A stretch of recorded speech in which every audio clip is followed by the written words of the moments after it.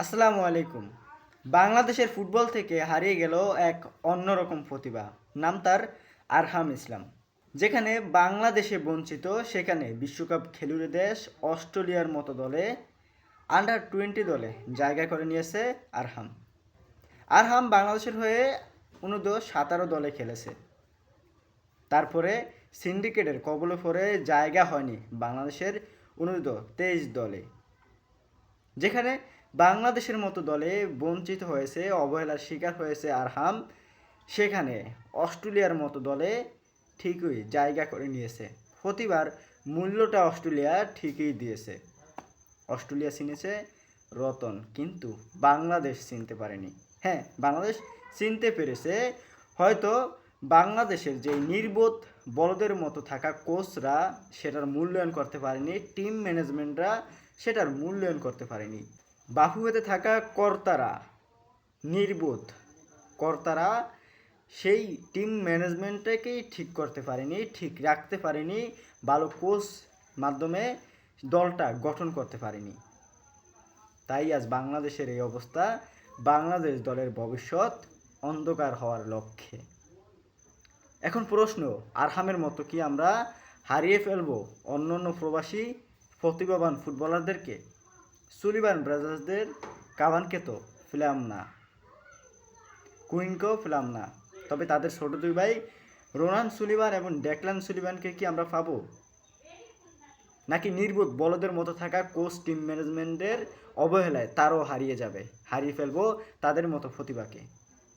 আমরা কি পাবো নিলয়কে? আমরা কি পাবো তানিল সালিকদেরকে? আমরা কি পাবো সুইডেনের অনূর্ধ্ব 15 দলে খেলা তাহসিনকে? সুইডেন ফুটবলের পরাশক্তির দেশ।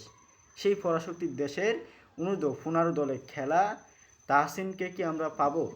নাকি তাকেও রিজেক্ট করে দিবে টিম ম্যানেজমেন্ট? হয়তো বা রিজেক্ট করে দিয়েছে, সে তো খেলতে চেয়েছে বাংলাদেশ দলের হয়ে, কিন্তু তাকেও দলে নেওয়া হয়নি। রিজেক্ট অবস্থায় সে হয়তো এখন সুইডেনের হয়ে খেলায় ঝুঁকছে। বাংলাদেশের দিকে তার নজরটা হয়তো বা কম, কারণ সে সেখানে বাংলাদেশে মূল্যায়নটা পায়নি। সেই তাহসিন। আমরা কি ইমান আলমকে পাবো?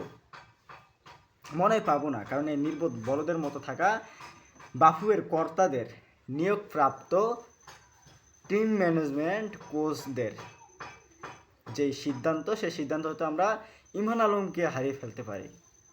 ক্যাপসার হক্তা এবং বিশ্বতক চাকমারা তো এসেছে বাংলাদেশে একটা ফালতু টুর্নামেন্ট খেলতে, কিন্তু সেখানে এসে তারা তো দুর্দান্ত খেলেছে, অসাধারণ। তারপরে কি তাদেরকে নেওয়া হবে বাংলাদেশ দলে? আমার মনে হয় সেটাও নেওয়া হবে না, কারণ এই নির্বোধ বলদের মতো থাকা কোচরা, টিম ম্যানেজমেন্টরা, বাফুয়ের কর্তারা, এদের দ্বারা কখনোই বাংলাদেশের ফুটবলের উন্নতি হওয়া সম্ভব না। যে প্রতিভা আমরা হারিয়েছি আরহামের মতো, সেই প্রতিভা তার মতো হয়তো আরও প্রতিভা আছে। আমরা কি তাদেরকে পাবো কি না জানি না। তবে এখনই সময়, সিন্ডিকেট হটাও, ফুটবল বাঁচাও স্লোগানে মুখরিত হয়ে ঠিক করতে হবে বাংলাদেশের ফুটবলকে, সংস্কার করতে হবে। তাহলেই ভবিষ্যতে বাংলাদেশের ফুটবল উজ্জ্বল হবে। আমরা উল্লাস করতে পারবো, আমরা বাংলাদেশের ফুটবল নিয়ে মারতে পারবো। যদি সেটা না হয়, ভবিষ্যৎ চিন্তা না করে যদি টিম গঠন না করা হয়, ভবিষ্যতের জন্য যদি বাংলাদেশ দলকে পারফেক্ট না করা হয়, তাহলে হামজা শামিদ, ফাহমিদুল কিউবাদেরকে নিয়েই হয়তো উল্লাসে মাতব, জায়ানের মতো তারকাদেরকে নিয়েই। কিন্তু দিন শেষে তারা যখন অবসরে চলে যাবে, তাদের যখন সময় ফুরিয়ে যাবে, তখন আমরা আবার পুরনো বাংলাদেশে ফিরে যেতে হবে। তখন এই উল্লাস শুধুমাত্র স্মৃতির পাতায় থাকবে আর সামান্য উল্লাস হিসাবে থাকবে। আমরা সামান্য উল্লাস চাই না, আমরা চাই চিরস্থায়ী উল্লাস। তাই এখনই সময় বাংলাদেশকে গড়তে হবে, প্রতিভাবান ফুটবলারদেরকে দলে নিয়ে টিম তৈরি করতে হবে, নির্বোধ টিম ম্যানেজমেন্টকে সরিয়ে, কোচদেরকে সরিয়ে সঠিক এবং যোগ্যতাপূর্ণ কোচ নিয়োগ দিতে হবে বাংলাদেশে। তাহলেই বাংলাদেশের ফুটবল উন্নতির মুখ দেখবে।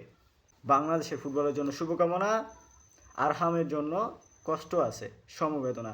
আশা করি আরহাম হয়তো বা অস্ট্রেলিয়ার মাঠে নামলে আরহামকে আর পাওয়া বাংলাদেশের জন্য মুশকিল হয়ে যাবে। তারপরও আশা করি অস্ট্রেলিয়ার হয়ে যেন আরহাম না মাঠে নামে, বাংলাদেশের হয়ে যেন খেলে। দিন শেষে বাংলাদেশের ফুটবলের জন্য শুভকামনা।